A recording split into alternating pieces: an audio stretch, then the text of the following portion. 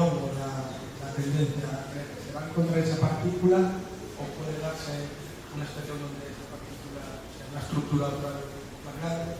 Lo digo respecto un poco a la opinión de Hawking cuando estuvo aquí en Santiago.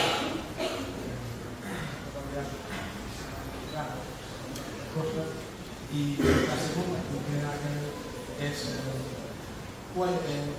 ¿qué es lo que conocemos o desconocemos de la fuerza de la gravedad?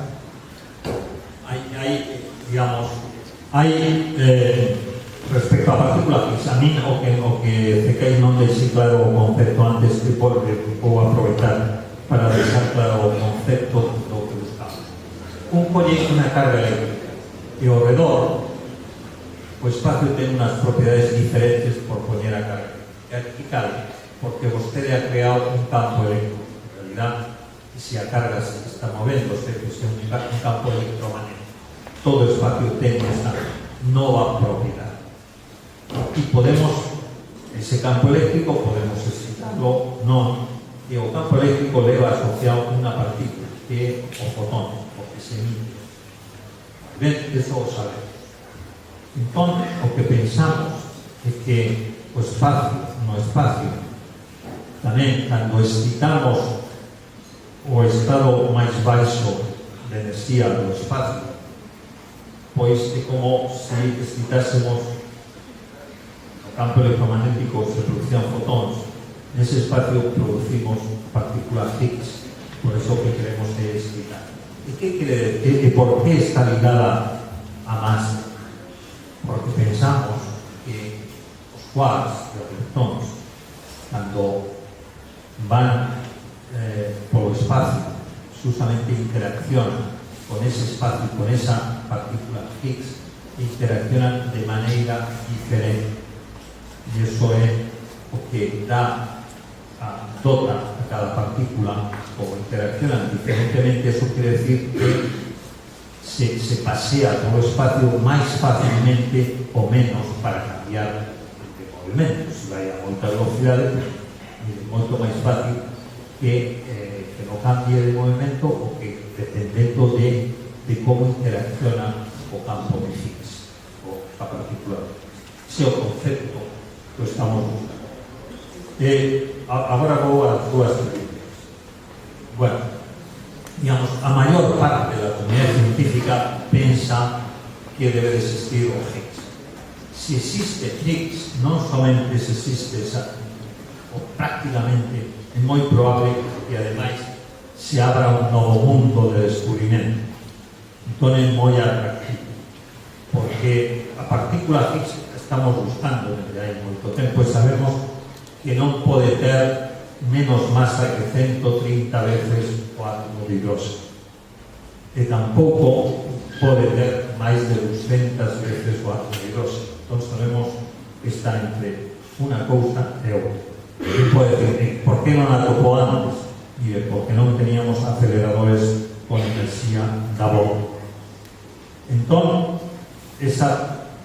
pero de punto de vista teórico é moi sugestiva, pero para que poda ter unha masa definida, resulta que debe de existir unha especie de cancelación milagrosa, que somente é posible si por cada partícula que coñecemos existe outra partícula que é a supersimétrica, ligada con ela, que ten moita máis masa para que, digamos, poda tener unha masa finita, que non sea infinita masa de Higgs. Entón, eso quere decir que se existe Higgs, probablemente deben de existir tantas partículas supersimétricas como as que coñecemos. É dicir, de todos os quarks, os chamados que chamamos quarks, o fotón, pois debe existir o fotino, etc. E que probablemente as podamos atopar. Hay que decir que una de esas partículas supersimétricas é a mellor candidata de ser a responsable da materia oscura. O sea, que logo podríamos avanzar nese concepto. Por eso, a comunidade científica pensamos que o Higgs debe de existir, ademais que senón non sabemos como diferenciar, por que a diferenciación da materia.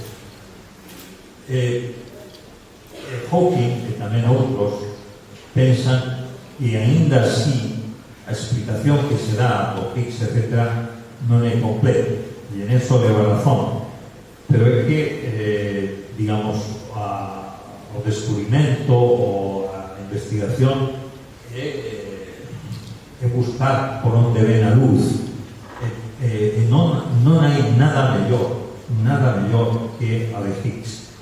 Hawking ten un acoplamiento, un campo gravitatorio, etc., mas é moi artificial, e de feito Hawking ten eso, pero non o ten publicado.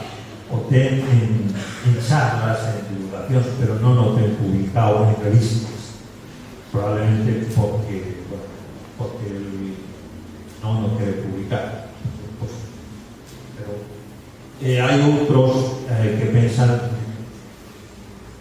de feito parecido. Eu, por exemplo, hai un premio Nobel xa moi velliño, debe ter agora 85 anos, que veu 3 ou 4 veces a Santiago en ano, e foi premio Nobel cando era moi pequeniño, que me dejou un rollo ser premio Nobel aos 30 anos, porque entón se pasa un toda a vida sendo premio Nobel. Ele tampouco decía que ten que haber algo máis satisfactorio, pero non é. A segunda cuestión é que non o dicen, é que en principio as interaccións o dicen de que existen de 4 clases. Bueno, a unha determinada escala a electromagnética de feble, en realidade é unha mesa. Cando digo a escala, que refira moi alta enerxía. Se un va a máis alta enerxía, un pode ver que a forte, a feble e a electromagnética son a mesma. E a cuestión é a gravitatoria. A gravitatoria non o sabemos. Existe unha teoría que é moi bonita, pero que non fixo ninguna predicción hasta agora, que é a teoría de cordas, que unifica a escala. Pero, digamos, hai moita xente que, digamos, que di, despois de 20 e tantos anos, sen facer ninguna predicción que sexa o que decimos verificable, pois a teoría de cordas, a verdade, cada vez comeza a ser menos ilusionante. O que sí é certo, hai unha predicción agora da teoría de cordas que podemos verificar con o gran acelerador. É que sí, a teoría de cordas predice unhas dimensións adicionais ao espacio-tempo. Si esas dimensións adicionais probablemente non as detectamos aínda porque teñen uns tamaños pequenos, e para eso, si eso existe, entón podríamos obter mini buratos pretos no gran acelerador. Ninguén se escandalice que os buratos, os agujeros negros ou buratos pretos, a traducción libre en galego que estou facendo, non para comer a terra ni nada disso, porque se desintegrarían moi rapidamente. Pero si é así, eso somente é posible se existen dimensións adicionais. Entón sería un descubrimento de primeira magnitud de que existen non somente esas 3 espacios de unha temporal, sino máis, e ademais sería que a teoría de cordas non podemos mirar sempre.